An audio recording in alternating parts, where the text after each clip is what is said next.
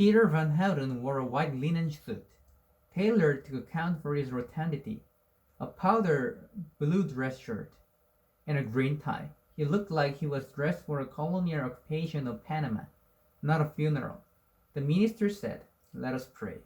But as everyone else bowed their head, I could only stare slack-jawed at the sight of Peter Van Houten. After a moment, he whispered, "We gotta fake pray," and bowed his head. I tried to forget about him and just pray for Augustus. I made a point of listening to the minister and not looking back. The minister called up Isaac, who was much more serious than he'd been at the pre-funeral. Augustus Waters was the mayor of the secret city of Pennsylvania, and he is not replaceable. Replaceable, Isaac began. Other people will be able to tell you funny stories about Gus, but he was a funny because he was a funny guy. But let me tell you a serious one. A day after I got my eye cut out, Gus showed up at the hospital. I was blind and heartbroken and didn't want to do anything, and Gus burst into my room and shouted, "I have wonderful news." And I was like, "I don't really want to hear wonderful news right now." And Gus said, "This is wonderful news you want to hear." And I asked him, "Fine, what is it?" And he said, "You are going to live a good and long life filled with great and terrible moments that you cannot even imagine yet." Isaac couldn't go on, or maybe that was all he had written. After a high school friend told some stories about Gus's considerable basketball talents and his many qualities as a teammate, the minister said, "We'll now hear a few words from Augustus' special friend Hazel." Special friend? There were some teeters in the audience, so I figured it was safe for me to start out by saying to the minister, "I was his girlfriend." That got a laugh. That got a laugh. Then I began reading from the eulogy I'd written. There's a great quote in Gus's house, one that both he and I found very comforting. "Without pain, we couldn't know joy." I went on spouting bullshit encouragements as Gus's parents, arm in arm, hugged each other and nodded at every word. Funerals, I had decided, are for the living. After his sister Julie spoke, the service ended with a prayer about Gus's union with God, and I thought back to what he told me at Orange, that he didn't believe in mansions and harps, but did believe in capital S something.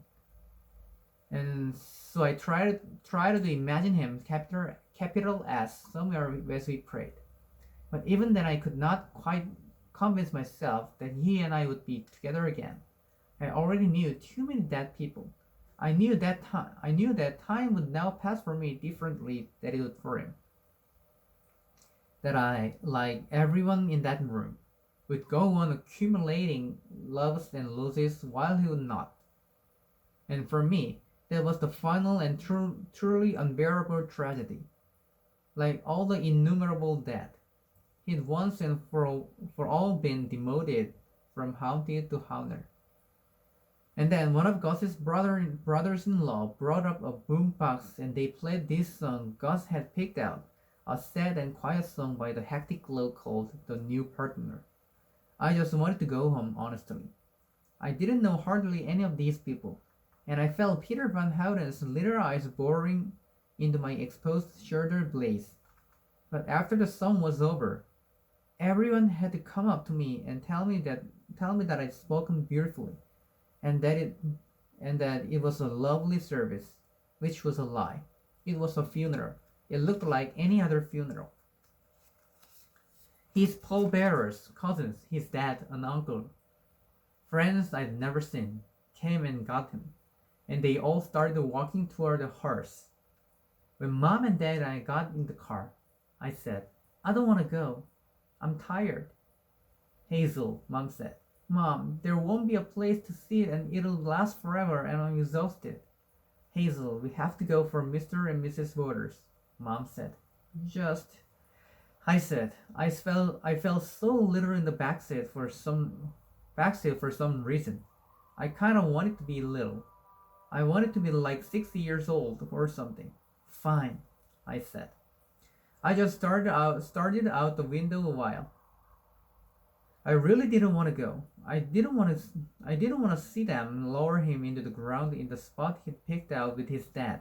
And I didn't want to see his parents sink to their knees in the dew-wet grass and moan in pain. And I didn't want to see Peter Van Houten's alcoholic belly stretched against his linen jacket. And I didn't want to cry in front of a bunch of people. And I didn't want to toss a handful of dirt onto his grave. And I didn't want my parents to have to stand there beneath the clear blue sky with its certain slant of afternoon light, thinking about their day and their kid and my plot and my casket and my dirt. But I did these things. I did all of them and worse, because mom and dad felt we should.